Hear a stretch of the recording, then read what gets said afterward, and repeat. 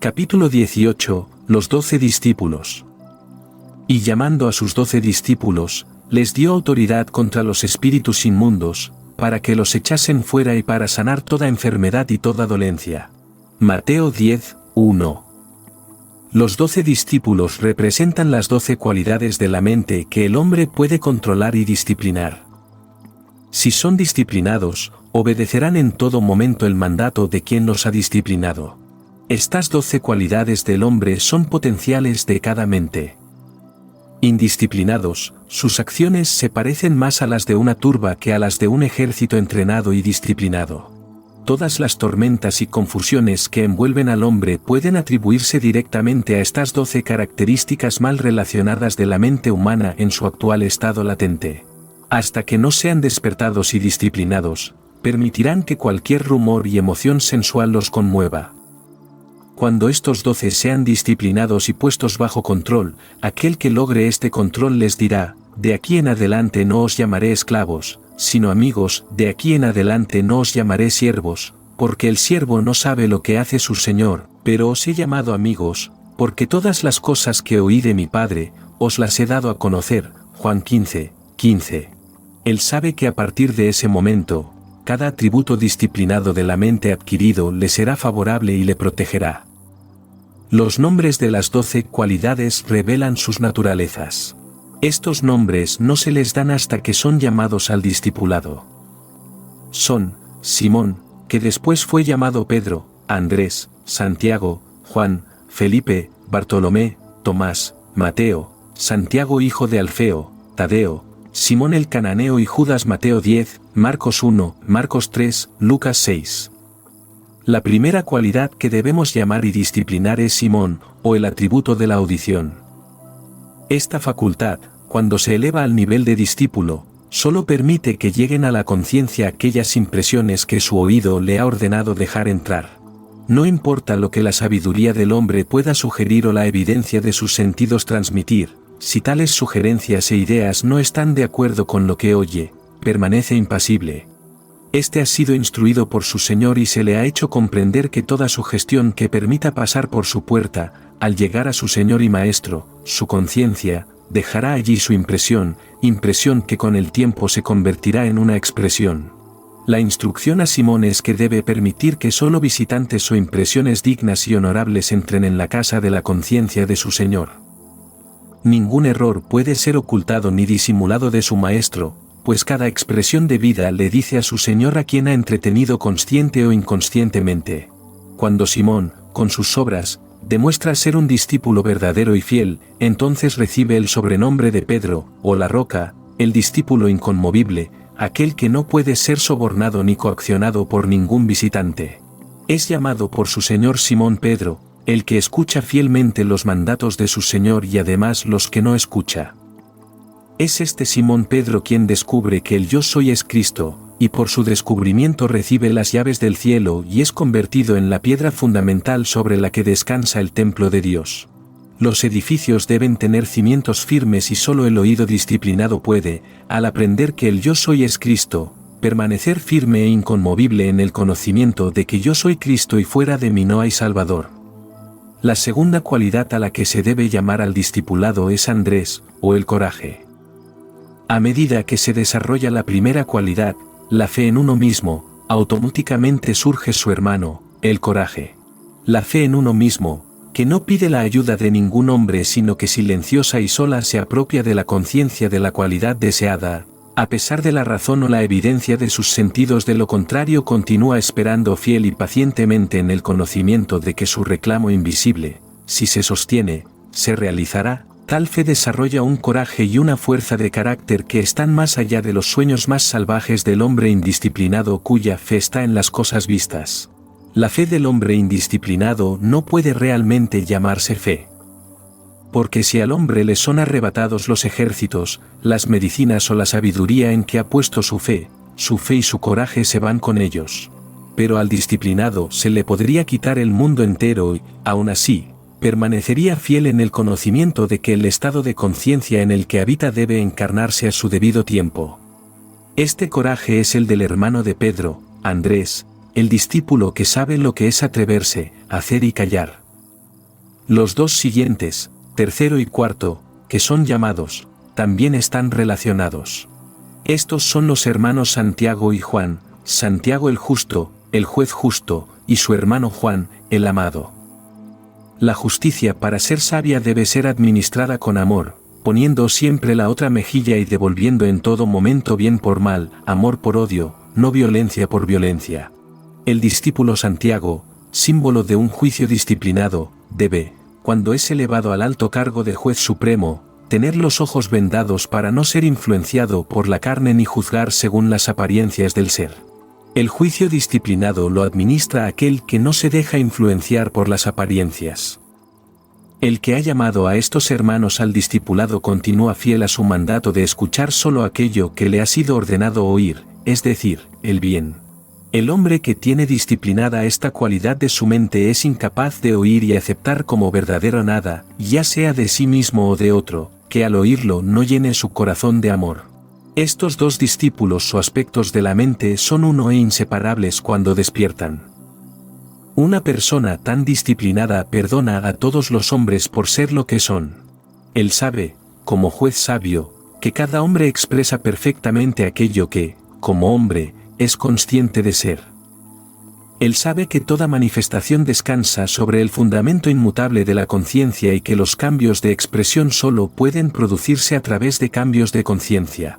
Sin condenar ni criticar, estas cualidades disciplinadas de la mente permiten que cada uno sea lo que es.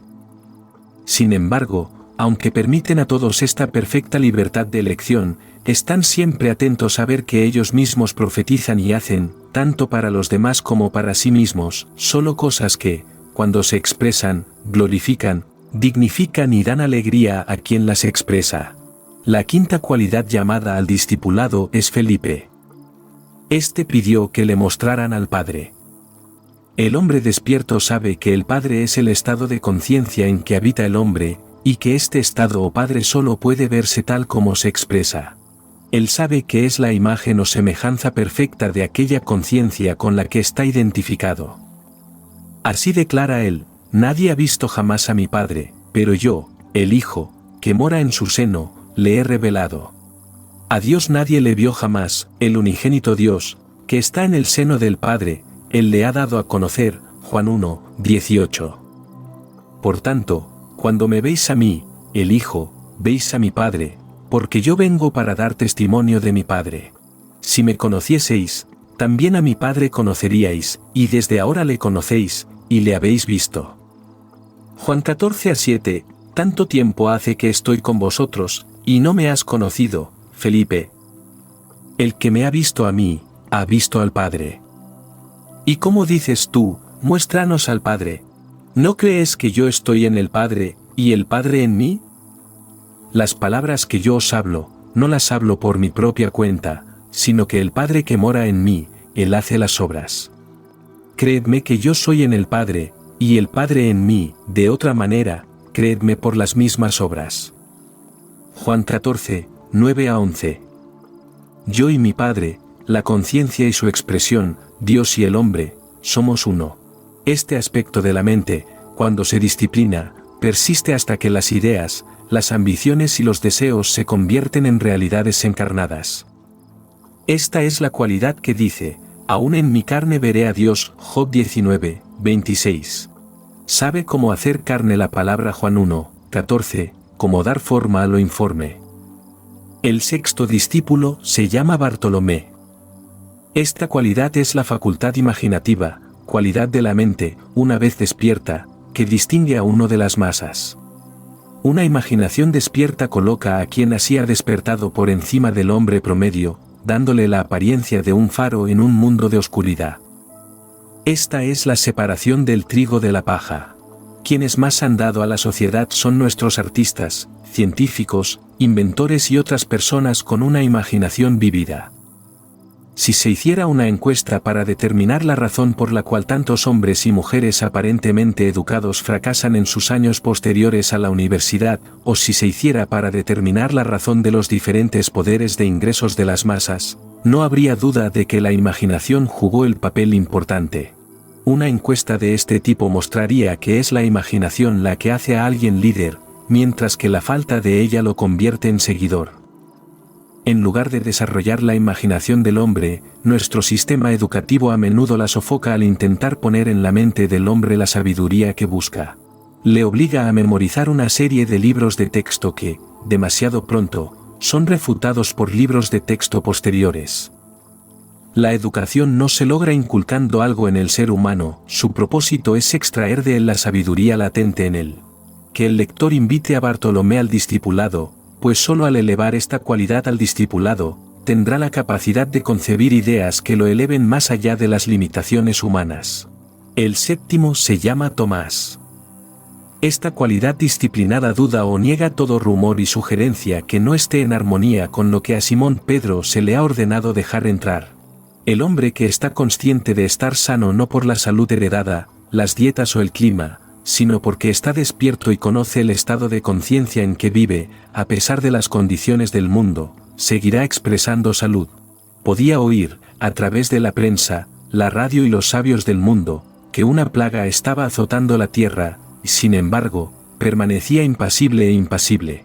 Tomás, el escéptico, cuando era disciplinado, negaba que la enfermedad o cualquier otra cosa que no estuviera en sintonía con la conciencia a la que él pertenecía tuviera algún poder para afectarlo.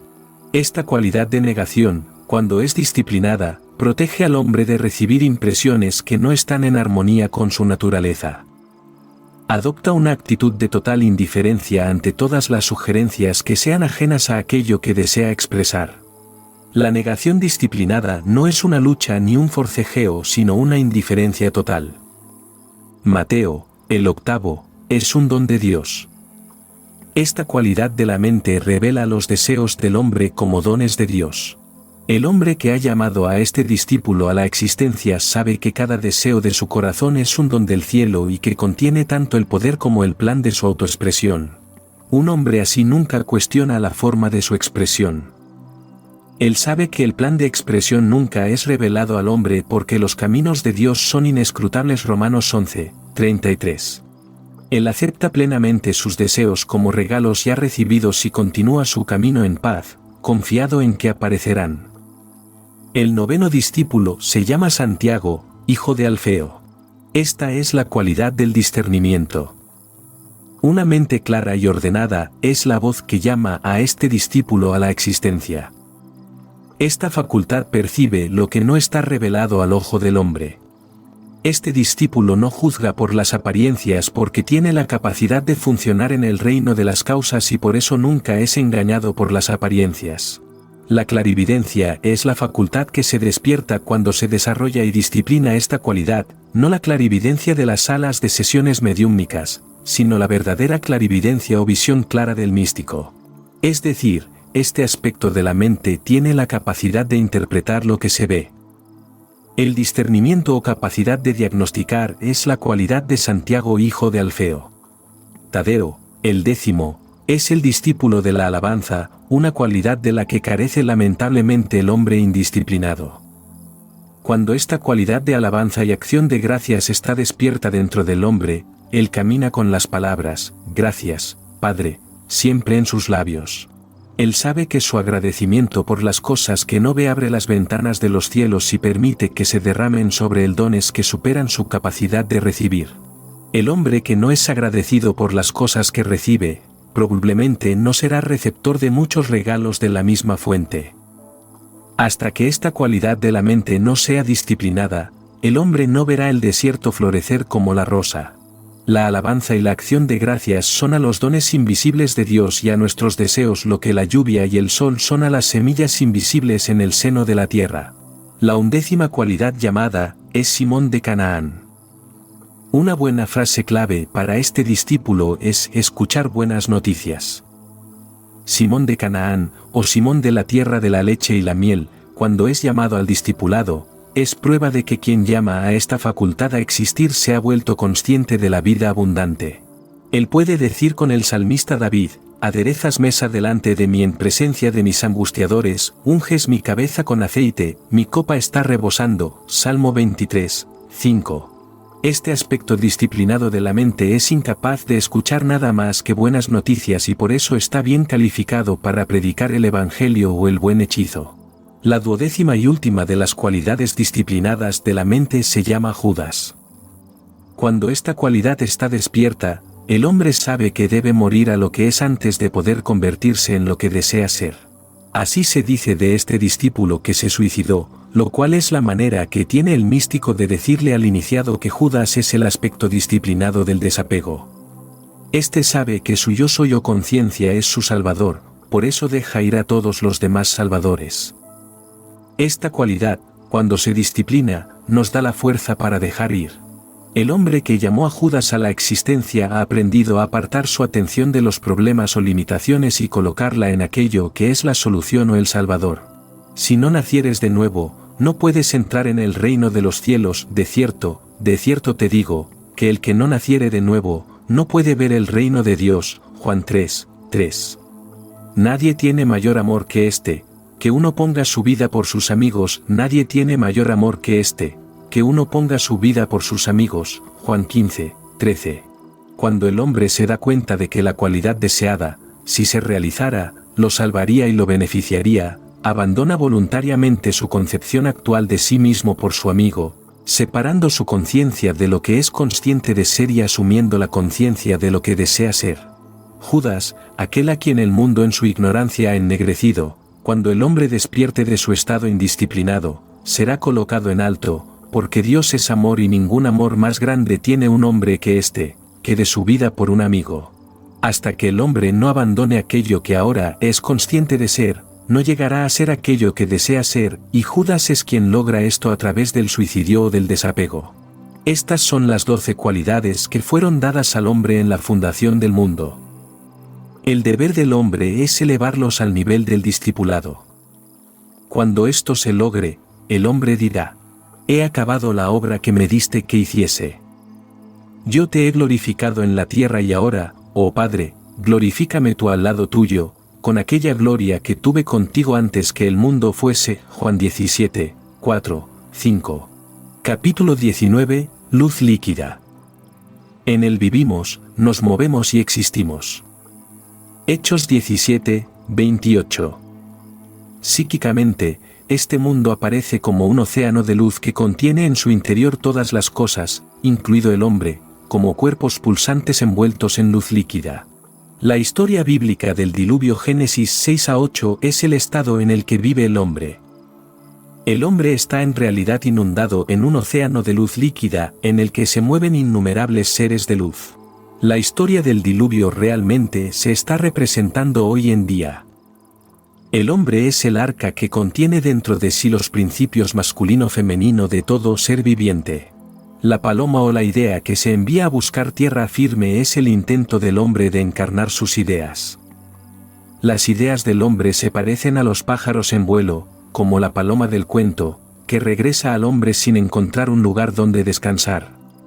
Si el hombre no permite que estas búsquedas infructuosas lo desanimen, un día el pájaro regresará con una primavera verde.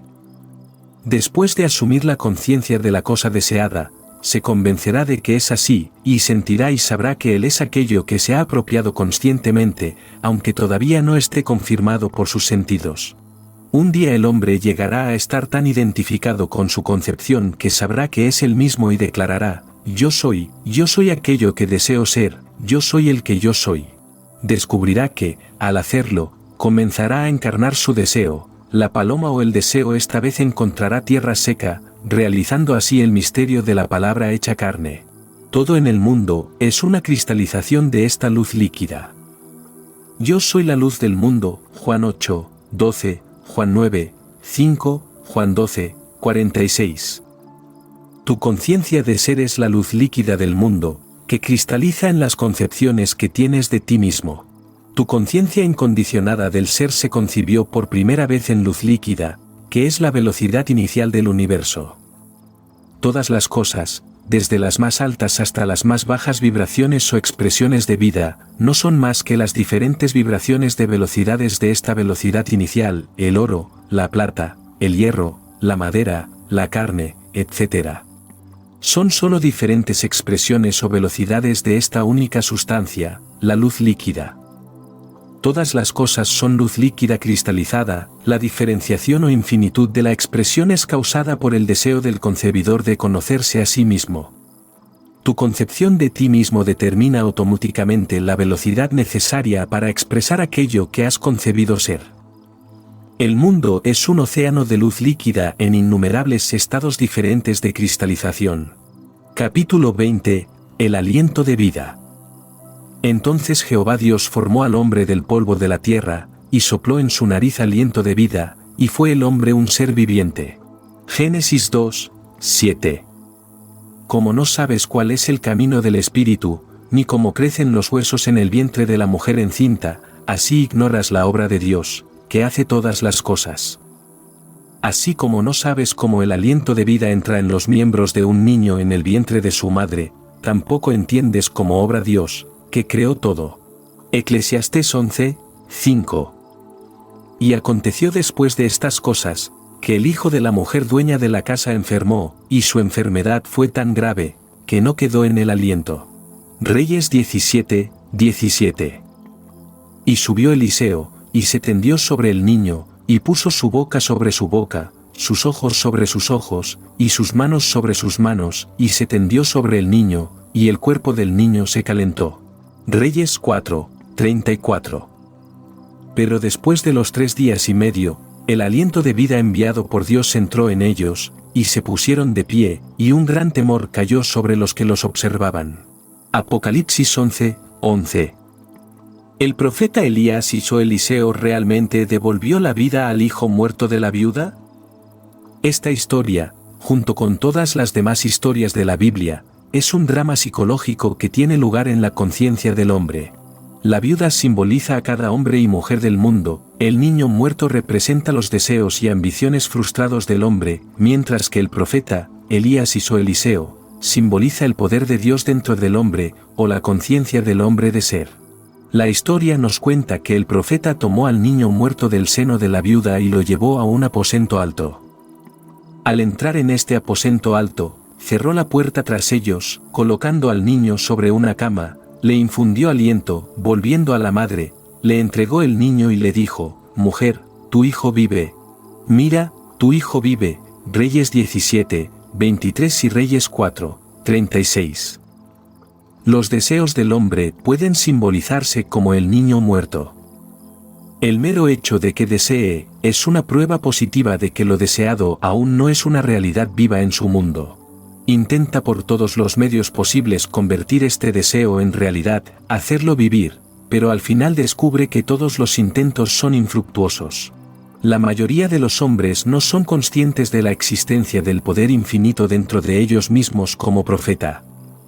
Permanecen indefinidamente con un niño muerto en brazos, sin darse cuenta de que el deseo es la indicación positiva de capacidades ilimitadas para su cumplimiento. Que el hombre reconozca una vez que su conciencia es un profeta que insufla vida a todo lo que es consciente de ser, y cerrará la puerta de sus sentidos a su problema y fijará su atención únicamente en lo que desea, sabiendo que al hacerlo, sus deseos con seguridad se realizarán. Descubrirá que el reconocimiento es el aliento de vida, porque percibirá, mientras conscientemente afirma estar ahora expresando o poseyendo todo lo que desea ser o tener, que estará insuflando el aliento de vida en su deseo. La cualidad reclamada para el deseo de una manera desconocida para él comenzará a moverse y convertirse en una realidad viva en su mundo. Sí, el profeta Elías hizo Eliseo vive para siempre como la conciencia ilimitada del ser del hombre, la viuda como su conciencia limitada del ser y el niño como aquello que desea ser. Capítulo 21, Daniel en el foso de los leones. Tu Dios, a quien sirves continuamente, Él te librará. Daniel 6, 16. La historia de Daniel es la historia de todo hombre. Se registra que Daniel, mientras estaba encerrado en el foso de los leones, dio la espalda a las bestias hambrientas, y con su visión dirigida hacia la luz que venía de arriba, oró al único y verdadero Dios. Los leones, que habían muerto de hambre a propósito para el banquete, permanecieron impotentes para dañar al profeta. La fe de Daniel en Dios fue tan grande que finalmente logró su libertad y su nombramiento para un alto cargo en el gobierno de su país. Daniel 6, 13 a 28. Esta historia fue escrita para ti, para instruirte en el arte de liberarte de cualquier problema o prisión del mundo. La mayoría de nosotros, al encontrarnos en el foso de los leones, nos preocuparíamos solo de los leones, no pensaríamos en ningún otro problema del mundo entero sino el de los leones. Sin embargo, se nos dice que Daniel les dio la espalda y miró hacia la luz que era Dios. Si pudiéramos seguir el ejemplo de Daniel ante la amenaza de cualquier desastre terrible, como leones, pobreza o enfermedad, si, como Daniel, pudiéramos apartar nuestra atención de la luz que es Dios, nuestras soluciones serían igualmente sencillas. Por ejemplo, si estuvieras preso, ningún hombre necesitaría decirte que lo que debes desear es la libertad. La libertad o más bien el deseo de ser libre sería automático. Lo mismo sería cierto si usted se encontrara enfermo o endeudado o en cualquier otra situación difícil. Los leones representan situaciones aparentemente irresolubles y de naturaleza amenazante. Todo problema produce automáticamente su solución en forma de deseo de liberarse del problema. Por lo tanto, dale la espalda a tu problema y centra tu atención en la solución deseada, sintiéndote ya como aquello que deseas. Continúa con esta creencia y descubrirás que el muro de tu prisión desaparecerá a medida que comiences a expresar aquello que has tomado conciencia de ser. He visto a personas aparentemente desesperadamente endeudadas aplicar este principio, y en muy poco tiempo, deudas que eran enormes fueron eliminadas. También he visto a personas a quienes los médicos habían dado por incurables aplicar este principio, y en un tiempo increíblemente corto, su enfermedad supuestamente incurable desapareció sin dejar cicatriz. Considera tus deseos como las palabras habladas de Dios y cada palabra de profecía de aquello que eres capaz de ser. No te cuestiones si eres digno o indigno de realizar estos deseos. Acéptalos tal como vienen a ti. Dad gracias por ellos como si fueran regalos. Siéntete feliz y agradecido por haber recibido tan maravillosos regalos. Entonces vete en paz. Esa simple aceptación de tus deseos es como dejar caer una semilla fértil en un suelo siempre preparado. Cuando dejas tu deseo en la conciencia como una semilla, confiando en que aparecerá en todo su potencial, has hecho todo lo que se esperaba de ti. Preocuparse por la manera en que se desarrollan es retener estas semillas fértiles en una atadura mental, por lo tanto, impedir que realmente maduren hasta llegar a la plena cosecha. No te preocupes ni te angusties por los resultados. Los resultados llegarán con la misma seguridad con la que el día sigue a la noche. Ten fe en esta plantación hasta que te sea manifiesta la evidencia de que es así. Su confianza en este procedimiento le rendirá grandes recompensas. Solo esperas un poco en la conciencia de la cosa deseada, luego, de repente, y cuando menos lo esperas, la cosa sentida se convierte en tu expresión. La vida no hace acepción de personas. Hechos 10:34, Romanos 2:11 y no destruye nada, continúa manteniendo vivo aquello que el hombre es consciente de ser. Las cosas desaparecerán solo cuando el hombre cambie su conciencia. Niégalo si quieres, sigue siendo un hecho que la conciencia es la única realidad y las cosas no son más que un reflejo de aquello que eres consciente de ser. El estado celestial que buscas lo encontrarás solo en la consciencia, porque el reino de los cielos está dentro de ti. Tu consciencia es la única realidad viviente, la cabeza eterna de la creación. Aquello que eres consciente de ser es el cuerpo temporal que vistes. Apartar tu atención de aquello que eres consciente de ser es decapitar ese cuerpo, pero, así como un pollo o una serpiente continúan saltando y palpitando por un tiempo después de que se les ha quitado la cabeza, asimismo las cualidades y condiciones parecen vivir por un tiempo después de que tu atención se ha apartado de ellas. El hombre, ignorando esta ley de la conciencia, piensa constantemente en sus condiciones habituales anteriores, al prestarles atención, coloca sobre estos cuerpos muertos la cabeza eterna de la creación, de este modo los reanima y los resucita. Debéis dejar estos cadáveres en paz y dejar que los muertos entierren a sus muertos. Mateo 8:22, Lucas 9:60. El hombre, habiendo puesto su mano en el arado, es decir, después de haber asumido la conciencia de la cualidad deseada, al mirar atrás, solo puede derrotar su idoneidad para el reino de los cielos. Lucas 9, 62. Así como la voluntad del cielo se hace siempre en la tierra, tú estás hoy en el cielo que has establecido dentro de ti mismo, porque aquí en esta misma tierra tu cielo se revela. El reino de los cielos verdaderamente está cerca. Ahora es el momento aceptado. Así que crea un nuevo cielo, entra en un nuevo estado de conciencia y aparecerá una nueva tierra. Capítulo 22, Pesca. Salieron y entraron en una barca, y aquella noche no pescaron nada. Juan 21, 3. Y les dijo, echad la red a la derecha de la barca, y hallaréis. Echaron, pues, la red, y ya no la podían sacar, por la gran cantidad de peces. Juan 21, 6. Está registrado que los discípulos pescaron toda la noche y no atraparon nada. Entonces Jesús apareció en escena y les dijo que volvieran a echar las redes, pero que esta vez las echaran a la derecha. Pedro obedeció a la voz de Jesús y echó una vez más sus redes a las aguas. Donde apenas un momento antes el agua estaba completamente vacía de peces, las redes casi se rompieron por la cantidad de la pesca resultante. Juan 21, 3-6. El hombre, pescando durante toda la noche de la ignorancia humana, intenta realizar sus deseos mediante el esfuerzo y la lucha solo para descubrir al final que su búsqueda es infructuosa. Cuando el hombre descubra que su conciencia de ser es Cristo Jesús, obedecerá su voz y dejará que ella dirija su pesca. Lanzará su anzuelo al lado correcto, aplicará la ley de manera correcta y buscará en la conciencia lo deseado. Al encontrarlo allí, sabrá que se multiplicará en el mundo de la forma. Aquellos que han tenido el placer de pescar saben la emoción que es sentir el pez en el anzuelo. A la mordida del pez le sigue el juego del pez, este juego, a su vez, le sigue el aterrizaje del pez. Algo similar ocurre en la conciencia del hombre mientras pesca las manifestaciones de la vida. Los pescadores saben que si quieren capturar peces grandes, deben pescar en aguas profundas. Si quieren capturar una gran cantidad de vida, deben dejar atrás las aguas poco profundas con sus numerosos arrecifes y barreras y lanzarse a las profundas aguas azules donde juegan los grandes. Para captar las grandes manifestaciones de la vida es necesario entrar en estados de conciencia más profundos y libres. Solo en estas profundidades viven las grandes expresiones de la vida. Aquí hay una fórmula sencilla para pescar con éxito. Primero, decide qué quieres expresar o poseer. Esto es esencial.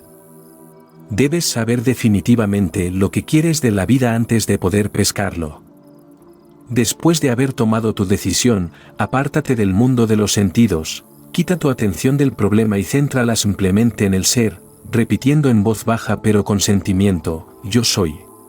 A medida que retiras tu atención del mundo que te rodea y la colocas en el yo soy, de modo que te pierdes en el sentimiento de simplemente ser, te encontrarás soltando el ancla que te ataba a las aguas poco profundas de tu problema, y sin esfuerzo te encontrarás moviéndote hacia lo profundo.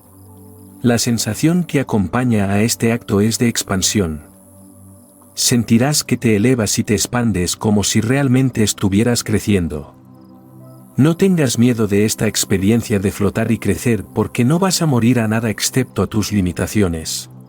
Sin embargo, tus limitaciones morirán a medida que te alejes de ellas, porque solo viven en tu conciencia. En esta conciencia profunda o expandida, te sentirás como un poderoso poder pulsante, tan profundo y rítmico como el océano. Esta sensación de expansión es la señal de que ahora estás en las profundas aguas azules donde nadan los peces grandes. Supongamos que los peces que decides pescar son la salud y la libertad, comienzas a pescar en esta profundidad palpitante y sin forma de ti mismo estas cualidades o estados de conciencia al sentir yo soy saludable, yo soy libre. Continúas afirmando y sintiéndote sano y libre hasta que la convicción de que así lo eres te posea. A medida que la convicción nazca dentro de ti, de modo que todas las dudas desaparezcan y sepas y sientas que estás libre de las limitaciones del pasado, sabrás que has enganchado estos peces. La alegría que recorre todo tu ser al sentir que eres lo que deseabas ser es igual a la emoción del pescador cuando engancha su pez. Ahora viene el juego del pez. Esto se logra volviendo al mundo de los sentidos. Al abrir los ojos al mundo que te rodea, la convicción y la conciencia de que estás sano y libre deberían estar tan establecidas dentro de ti que todo tu ser se estremezca de anticipación. Entonces, mientras caminas a través del intervalo de tiempo necesario que tomará a las cosas sentidas para encarnarse, sentirás una emoción secreta al saber que dentro de poco, eso que ningún hombre ve, pero que tú sientes y sabes que eres, será aterrizado. En un momento en que no pienses, mientras camines fielmente en esta consciencia, comenzarás a expresar y poseer aquello que eres consciente de ser y poseer, experimentando con el pescador la alegría de atrapar el pez grande. Ahora, ve y pesca las manifestaciones de la vida echando tus redes en el lado correcto. Capítulo 23. Sed oídos que oyen. Que estas palabras penetren en vuestros oídos, porque el Hijo del Hombre será entregado en manos de hombres. Lucas 9, 44. Dejad que estas palabras penetren en vuestros oídos, porque el Hijo del Hombre será entregado en manos de hombres. No seáis como los que tienen ojos que no ven y oídos que no oyen. Dejad que estas revelaciones penetren profundamente en vuestros oídos, porque después de concebir la idea del Hijo, el hombre, con su falsa razón de valores, intentará explicar el porqué y el cómo de la expresión del Hijo, y al hacerlo, lo hará pedazos. Después de que los hombres hayan acordado que cierta cosa es humanamente imposible y por lo tanto no se puede hacer, dejemos que alguien logre lo imposible. Los sabios que dijeron que no se podía hacer comenzarán a explicarnos por qué y cómo sucedió. Después de que todos hayan terminado de rasgar la túnica sin costura de Juan 19, 23 causa de la manifestación, estarán tan lejos de la verdad como lo estaban cuando proclamaron que era imposible. Mientras el hombre busque la causa de la expresión en lugares distintos de quien la expresa, buscará en vano. Durante miles de años, al hombre se le ha dicho, yo soy la resurrección y la vida, Juan 11, 25. Prefiere creer en causas externas a él mismo. En el momento en que aquello que no se veía se vuelve visible, el hombre está listo para explicar la causa y el propósito de su aparición. Así, la idea del Hijo del Hombre que desea manifestarse está siendo constantemente destruida a manos de la explicación razonable o de la sabiduría del hombre. Ahora que tu consciencia se te revela como causa de toda expresión, no regreses a la oscuridad de Egipto con sus múltiples dioses. Solo hay un Dios. El único y verdadero Dios es tu consciencia. Y todos los habitantes de la tierra son considerados como nada. Y Él hace según su voluntad en el ejército del cielo y entre los habitantes de la tierra, y no hay quien detenga su mano, ni le diga, ¿qué haces? Todos los habitantes de la tierra son considerados como nada, pero Él hace según su voluntad en el ejército del cielo y entre los habitantes de la tierra, y no hay quien detenga su mano, ni le diga, ¿qué has hecho? Daniel 4 y 35. Si todo el mundo estuviera de acuerdo en que cierta cosa no puede ser expresada, sin embargo, tú te dieras cuenta de que eres aquello que ellos habían acordado que no podía ser expresado, lo expresarías. Tu conciencia nunca pide permiso para expresar aquello que eres consciente de ser. Lo hace de forma natural y sin esfuerzo, a pesar de la sabiduría del hombre y de toda oposición. No llevéis bolsa, ni alforja, ni calzado, y a nadie saludéis por el camino. Lucas 10, 4, 2 Reyes 4 y 29. Esto no es una orden para ser insolente o antipático, sino un recordatorio de no reconocer a un superior, de no ver en nadie una barrera para tu expresión. Nadie puede detener tu mano ni cuestionar tu capacidad de expresar aquello que eres consciente de ser. No juzguéis según las apariencias, porque todos son como nada ante los ojos de Dios, todas las naciones son como nada ante Él, son consideradas por Él como menos que nada y sin significado. Isaías 17. Cuando los discípulos a través de su juicio de apariencias vieron al niño loco Marcos 9, 17 a 29, Lucas 9, 37 a 43, pensaron que era un problema más difícil de resolver que otros que habían visto, y así no lograron lograr una cura. Al juzgar según las apariencias, olvidaron que para Dios todo era posible. Mateo 19, 26, Marcos 10 y 27. Hipnotizados como estaban por la realidad de las apariencias, no podían sentir la naturalidad de la cordura. La única manera de evitar tales fracasos es tener constantemente presente que tu conciencia es el Todopoderoso, la presencia omnisciente. Sin ayuda, esta presencia desconocida dentro de ti expresa sin esfuerzo aquello que eres consciente de ser. Sé perfectamente indiferente a la evidencia de los sentidos, para que puedas sentir la naturalidad de tu deseo, y tu deseo se realizará. Apártate de las apariencias y siente la naturalidad de esa percepción perfecta dentro de ti, una cualidad de la que nunca debes desconfiar ni dudar. Su comprensión nunca te llevará por mal camino. Tu deseo es la solución de tu problema. Cuando el deseo se realiza, el problema se disuelve. No puedes forzar nada exteriormente ni siquiera con el más poderoso esfuerzo de la voluntad. Solo hay una manera en la que puedes ordenar las cosas que quieres y es asumiendo la conciencia de las cosas deseadas. Hay una gran diferencia entre sentir algo y simplemente conocerlo intelectualmente. Debes aceptar sin reservas el hecho de que al poseer y sentir una cosa en la conciencia, has comandado la realidad que hace que esa cosa llegue a existir en forma concreta. Debes estar absolutamente convencido de que existe una conexión ininterrumpida entre la realidad invisible y su manifestación visible. Tu aceptación interior debe convertirse en una convicción intensa e inalterable que trascienda tanto la razón como el intelecto, renunciando por completo a cualquier creencia en la realidad de la externalización excepto como reflejo de un estado interior de conciencia.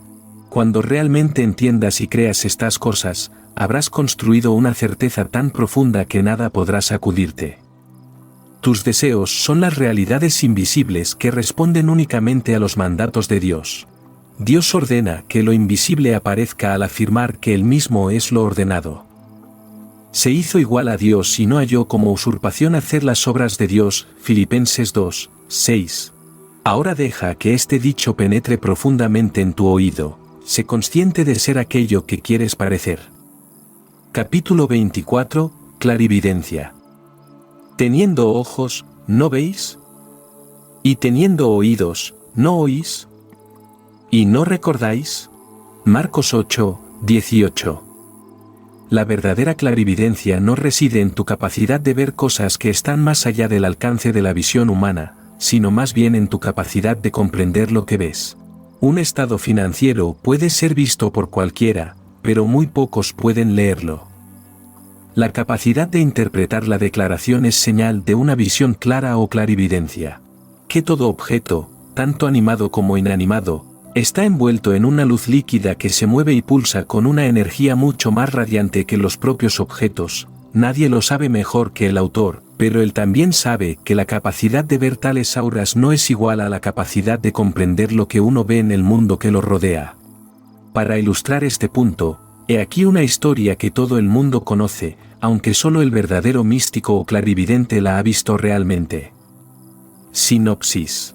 La historia del Conde de Montecristo de Dumas es, para el místico y verdadero clarividente, la biografía de todo hombre. Edmond Dantes, un joven marinero, encuentra muerto al capitán de su barco. Tomando el mando del barco en medio de un mar tempestuoso, intenta dirigir el barco hacia un fondeadero seguro. Comentario: la vida misma es un mar tempestuoso con el que el hombre lucha mientras intenta llegar a un puerto de descanso. Sobre Dantes hay un documento secreto que debe ser entregado a un hombre que no conoce, pero que se dará a conocer al joven marinero a su debido tiempo.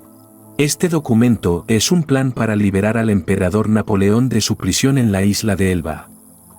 Comentario. Dentro de cada hombre está el plan secreto que liberará al poderoso emperador que lleva dentro. Cuando Dantes llega al puerto, 3 hombres que con sus halagos y elogios han conseguido congraciarse con el actual rey, temiendo cualquier cambio que altere sus posiciones en el gobierno, hacen arrestar al joven marinero y lo envían a las catacumbas. Comentario. El hombre en su intento de encontrar seguridad en este mundo es engañado por las falsas luces de la codicia, la vanidad y el poder. La mayoría de los hombres creen que la fama, la gran riqueza o el poder político los protegerán contra las tormentas de la vida. Así que tratan de adquirirlos como anclas de su vida, solo para descubrir que en su búsqueda pierden gradualmente el conocimiento de su verdadero ser. Si el hombre pone su fe en cosas distintas a sí mismo, Aquello en lo que pone su fe lo destruirá con el tiempo, en ese momento será como alguien prisionero de la confusión y la desesperación. Aquí, en esta tumba, Dantes queda olvidado y abandonado a su suerte. Pasaron muchos años. Entonces, un día, Dantes, que para entonces era un esqueleto viviente, oye que llaman a la pared. Al responder, oye la voz de alguien al otro lado de la piedra. En respuesta, Dantes retira la piedra y descubre a un anciano sacerdote que lleva tanto tiempo en prisión que nadie sabe el motivo ni cuánto tiempo lleva allí. Comentario. Aquí, detrás de estos muros de oscuridad mental, el hombre permanece en lo que parece ser una muerte en vida. Después de años de desilusión, el hombre se aleja de estos falsos amigos y descubre dentro de sí al antiguo ser, su conciencia de ser, que ha estado sepultada desde el día en que creyó por primera vez ser hombre y olvidó que era Dios. 5. El anciano sacerdote había pasado muchos años cavando para salir de esta tumba viviente, solo para descubrir que había cavado para entrar en la tumba de Dantes. Entonces se resigna a su destino y decide encontrar su alegría y su libertad instruyendo a Dantes en todo lo que sabe sobre los misterios de la vida y ayudándolo también a escapar. Dantes, al principio, está impaciente por adquirir toda esta información, pero el viejo sacerdote, con la infinita paciencia adquirida durante su largo encarcelamiento, le muestra a Dantes lo incapaz que es para recibir este conocimiento en su mente actual, desprevenida y ansiosa. Así, con calma filosófica, le revela lentamente al joven los misterios de la vida y del tiempo. Comentario. Esta revelación es tan maravillosa que cuando el hombre la oye por primera vez quiere adquirirla toda de una vez, pero descubre que, después de innumerables años pasados creyendo ser hombre, ha olvidado tan completamente su verdadera identidad que ahora es incapaz de absorber este recuerdo de una vez. También descubre que solo puede hacerlo en la medida en que abandona todos los valores y opiniones humanos. A medida que Dantes madura bajo las instrucciones del viejo sacerdote, el anciano se encuentra viviendo cada vez más en la conciencia de Dantes. Finalmente, imparte su última pizca de sabiduría a Dantes, haciéndolo competente para manejar puestos de confianza. Luego le habla de un tesoro inagotable enterrado en la isla de Monte Cristo. Comentario. A medida que el hombre abandona estos preciados valores humanos, absorbe cada vez más de la luz del viejo sacerdote, hasta que finalmente se convierte en la luz y se reconoce a sí mismo como el antiguo. Yo soy la luz del mundo. Ante esta revelación, las paredes de la catacumba que lo separaba del océano se derrumbaron, aplastando al anciano hasta la muerte. Los guardias, al descubrir el accidente, cosen el cuerpo del anciano sacerdote en un saco y se disponen a arrojarlo al mar. Mientras salen a buscar una camilla, Dantes retira el cuerpo del viejo sacerdote y se cose dentro de la bolsa. Los guardias, ajenos a este cambio de cuerpos, y creyendo que se trata del anciano, arrojan a Dantes al agua. Comentario. El flujo de sangre y agua en la muerte del anciano sacerdote es comparable al flujo de sangre y agua del costado de Jesús cuando los soldados romanos lo traspasaron, el fenómeno que siempre tiene lugar al nacer, simbolizando aquí el nacimiento de una conciencia superior. Dantes se libera del saco, va a la isla de Montecristo y descubre el tesoro enterrado. Entonces, armado con esta fabulosa riqueza y esta sabiduría sobrehumana, descarta su identidad humana de Edmundo Dantes y asume el título de Conde de Montecristo. Comentario. El hombre descubre que su conciencia de ser es el tesoro inagotable del universo. Ese día, cuando el hombre hace este descubrimiento, muere como hombre y despierta como Dios. El hombre se convierte en Cristo. Capítulo 25, Salmo 23. El Señor es mi pastor, nada me faltará. Comentario. Mi conciencia es mi Señor y pastor.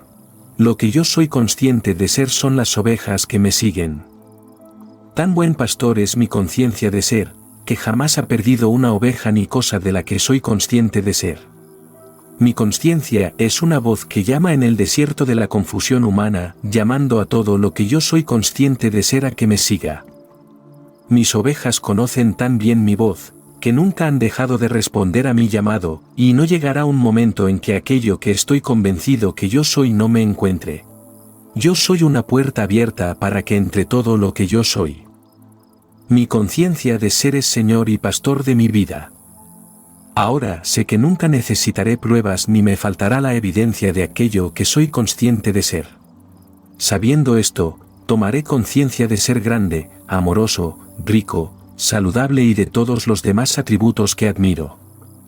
2. En lugares de verdes pastos me hará descansar. Comentario. Mi conciencia de ser magnifica todo lo que soy consciente de ser, por lo que siempre hay una abundancia de aquello que soy consciente de ser. No importa que sea lo que el hombre es consciente de ser, lo encontrará eternamente surgiendo en su mundo. La medida del Señor, la concepción que el hombre tiene de sí mismo es siempre apretada, sacudida y rebosante. Junto a aguas de reposo me pastoreará. Comentario. No hay necesidad de luchar por aquello que soy consciente de ser, pues todo aquello que soy consciente de ser será conducido hacia mí tan fácilmente como un pastor conduce su rebaño hacia las tranquilas aguas de un manantial tranquilo. Él restaura mi alma, me guía por sendas de justicia por amor de su nombre. Comentario. Ahora que mi memoria ha sido restaurada, de modo que sé que yo soy el Señor y que fuera de mí no hay Dios, mi reino ha sido restaurado. Mi reino, que quedó desmembrado el día que creí en poder esa parte de mí mismo, ahora está completamente restaurado. Ahora que sé que mi conciencia de ser es Dios, haré el uso correcto de este conocimiento tomando conciencia de ser aquello que deseo ser. Aunque ande en valle de sombra de muerte, no temeré mal alguno, porque tú estarás conmigo, tu vara y tu cayado me infundirán aliento. Comentario. Sí, aunque camine por toda la confusión y las opiniones cambiantes de los hombres, no temeré ningún mal, porque he descubierto que la consciencia es lo que crea la confusión. Habiéndolo restaurado en mi propio caso a su lugar y dignidad correctos, a pesar de la confusión, plasmaré aquello que ahora soy consciente de ser. Y la misma confusión se hará eco y reflejará mi propia dignidad. Aderezas mesa delante de mí en presencia de mis angustiadores, unges mi cabeza con aceite, mi copa está rebosando. Comentario. Frente a la aparente oposición y conflicto, tendré éxito, porque continuaré expresando la abundancia que ahora soy consciente de ser. Mi conciencia mental continuará rebosando de la alegría de ser Dios. Ciertamente el bien y la misericordia me seguirán todos los días de mi vida, y en la casa de Jehová moraré por largos días. Comentario. Porque ahora tengo conciencia de ser bueno y misericordioso, los signos de bondad y de misericordia están obligados a seguirme todos los días de mi vida, porque seguiré habitando en la casa o conciencia de ser Dios bueno para siempre. Capítulo 26, Getsemaní. Entonces llegó Jesús con ellos a un lugar llamado Getsemaní, y dijo a los discípulos, «Sentaos aquí, mientras yo voy allí y oro». Mateo 26, 36. En la historia de Jesús en el huerto de Getsemaní se cuenta un maravilloso romance místico, pero el hombre no ha logrado ver la luz de su simbolismo y ha interpretado erróneamente esta unión mística como una experiencia agonizante en la que Jesús suplicó en vano a su Padre que cambiara su destino. Getsemaní es, para el místico, el jardín de la creación, el lugar de la conciencia donde el hombre acude para alcanzar sus objetivos definidos. Getsemaní es una palabra compuesta que significa extraer una sustancia oleosa, get, extraer, y chemen, una sustancia oleosa. La historia de Getsemaní revela al místico, en simbolismo dramático, el acto de la creación. Así como el hombre contiene en sí una sustancia oleosa que, en el acto de la creación, se presiona hasta convertirse en una semejanza de sí mismo, también tiene en sí un principio divino, su conciencia, que se condiciona a sí misma como un estado de conciencia, y sin ayuda, se presiona o se objetiva a sí misma. Un jardín es un trozo de tierra cultivada, un campo especialmente preparado, donde se plantan y cultivan semillas elegidas por el propio jardinero. Getsemaní es uno de esos jardines, el lugar de la conciencia a donde el místico acude con sus objetivos bien definidos. Se entra en este jardín cuando el hombre desvía su atención del mundo que lo rodea y la centra en sus objetivos. Los deseos clarificados del hombre son semillas que contienen el poder y los planes de la autoexpresión, al igual que las semillas dentro del hombre, estas también están enterradas dentro de una sustancia aceitosa, una actitud mental alegre y agradecida. A medida que el hombre contempla ser y poseer aquello que desea ser y poseer, ha comenzado el proceso de impulsar el acto espiritual de creación.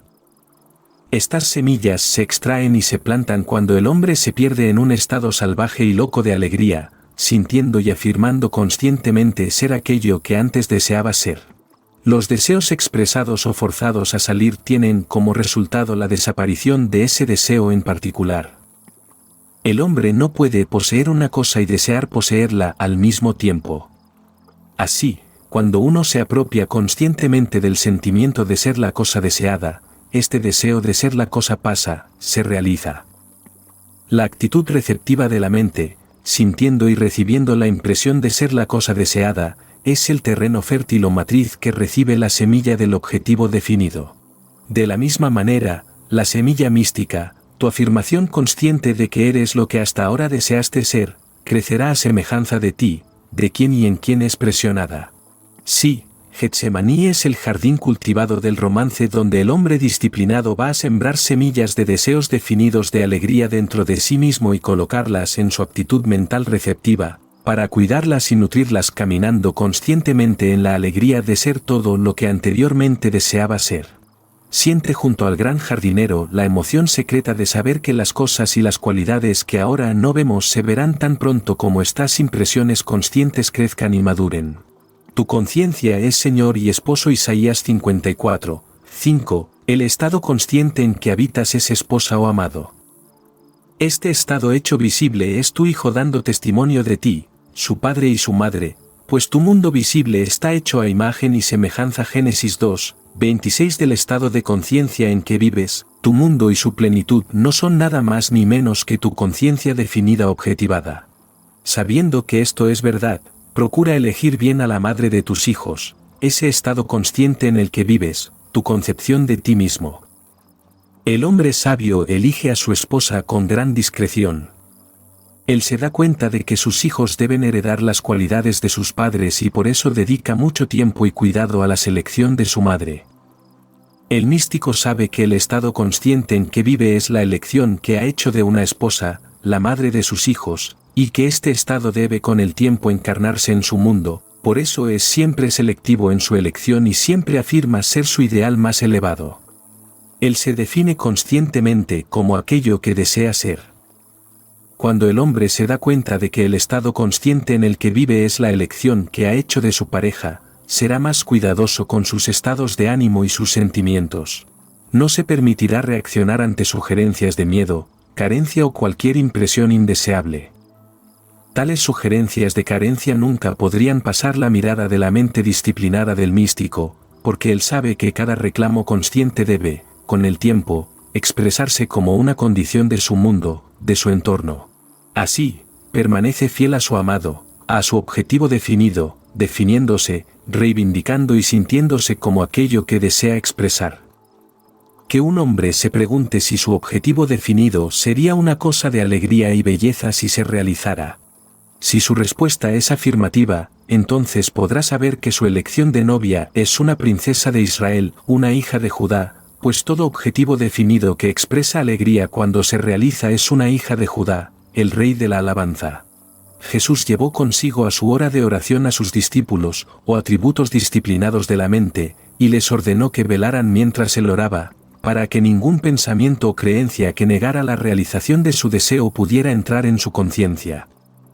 Sigue el ejemplo de Jesús, quien con sus deseos claramente definidos, entró en el huerto de Getsemaní en un estado de alegría acompañado de sus discípulos y su mente disciplinada para perderse en un gozo salvaje de realización. La fijación de su atención en su objetivo fue su orden a su mente disciplinada de velar y permanecer fiel a esa fijación. Contemplando el gozo que sentiría al realizar su deseo, comenzó el acto espiritual de generación, el acto de presionar para que brotara la semilla mística, su deseo definido. En esta fijación permaneció, pretendiendo y sintiéndose ser lo que antes de entrar en Getsemaní deseaba ser, hasta que toda su conciencia fue bañada en un sudor aceitoso de alegría semejante a la vida de la sangre, en resumen, hasta que toda su conciencia fue permeada con la alegría viva y sostenida de ser su objetivo definido. Cuando esta fijación se logra de modo que el místico sabe por su sentimiento de alegría que ha pasado de su estado consciente anterior a su conciencia actual, se alcanza la Pascua o crucifixión. A esta crucifixión o fijación de la nueva reivindicación consciente le sigue el Sabbat, un tiempo de descanso. Siempre hay un intervalo de tiempo entre la impresión y su expresión, entre la reivindicación consciente y su encarnación. Este intervalo se llama Sabbat. El periodo de descanso o de no esfuerzo es el día del entierro. Caminar inmóvil en la conciencia de ser o poseer un determinado estado es guardar el Sabbat. La historia de la crucifixión expresa hermosamente esta quietud o descanso místico. Se nos dice que después de que Jesús exclamó, «Consumado es». Juan 19:30, fue colocado en una tumba. Allí permaneció todo el sábado. Cuando el nuevo estado o conciencia es apropiado de modo que te sientes, por esta apropiación, fijo y seguro en el conocimiento de que está terminado, entonces tú también clamarás, está terminado, y entrarás en la tumba o Sabbat, un intervalo de tiempo en el que caminarás impasible en la convicción de que tu nueva conciencia debe resucitar, hacerse visible.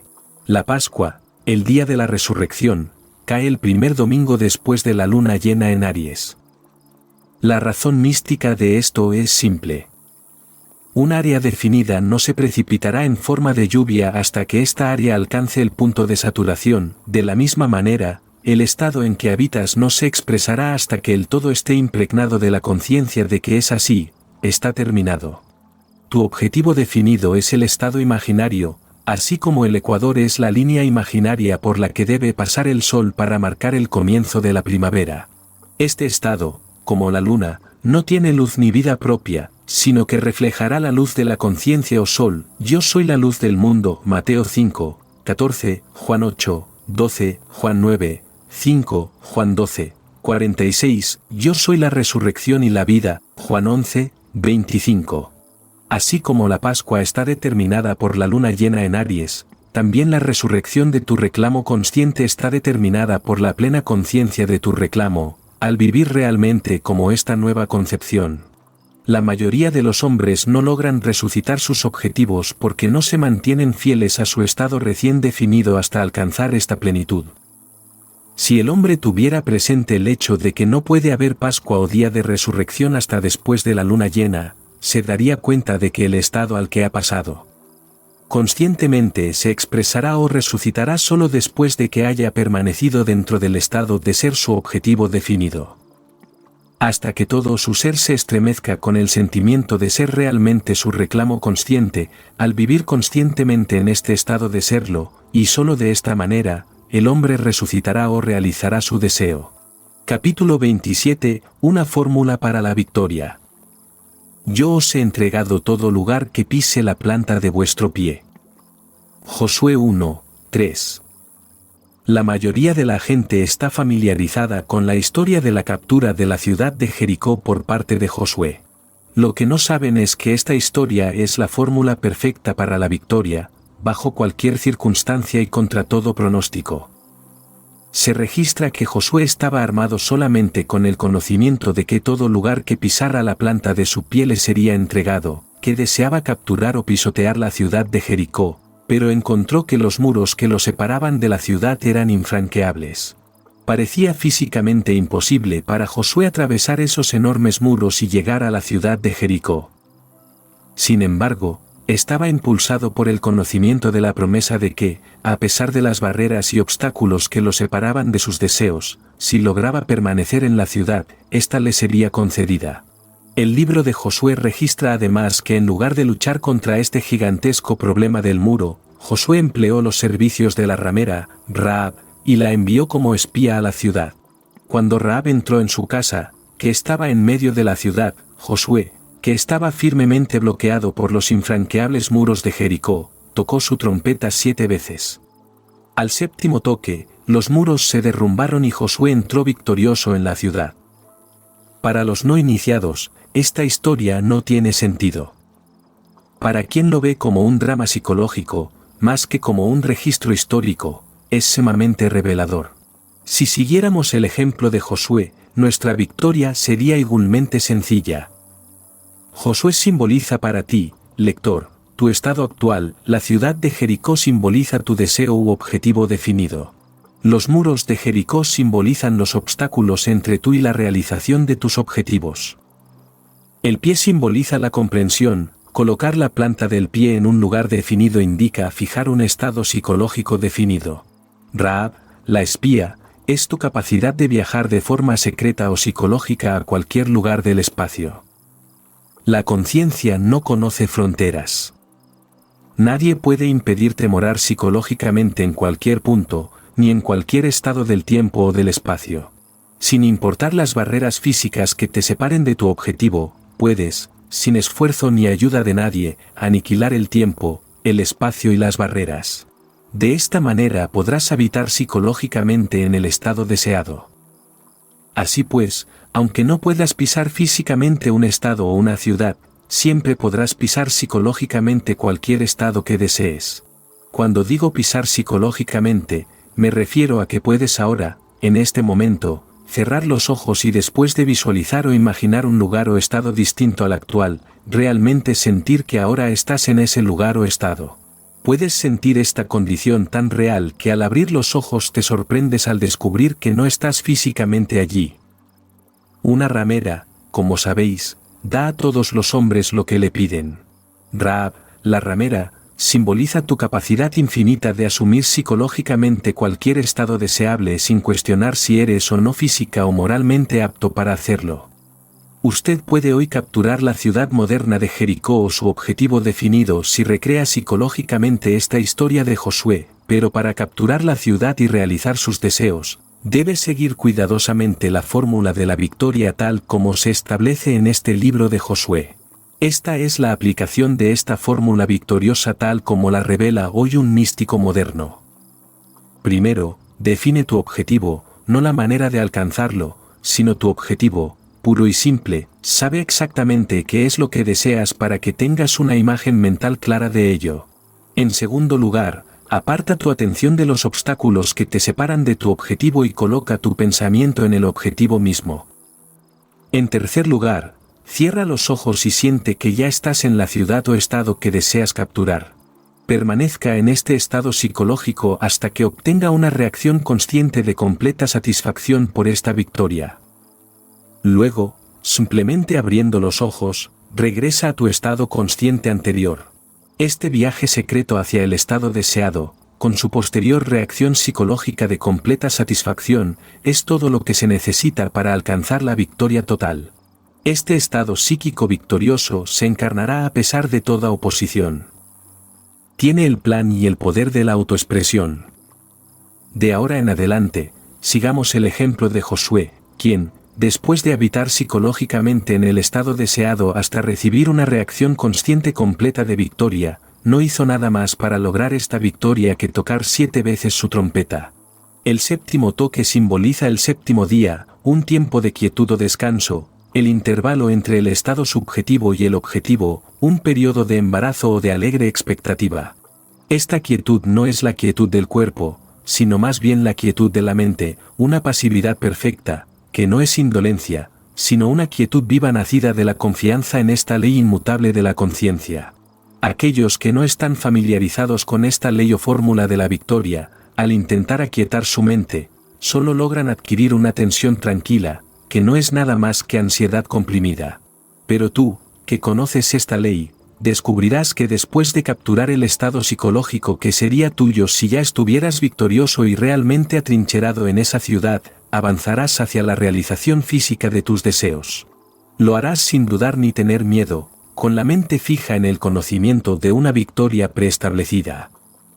No tendrás miedo del enemigo, porque el resultado ha sido determinado por el estado psicológico que precedió a la ofensiva física, y todas las fuerzas del cielo y de la tierra no pueden detener el cumplimiento victorioso de ese estado. Permanezca en el estado psicológico definido como su objetivo hasta que sienta la emoción de la victoria. Luego, Con la confianza nacida del conocimiento de esta ley, observa la realización física de tu objetivo. Ponte firme, quédate quieto y vela contigo por la salvación de la ley. El fin.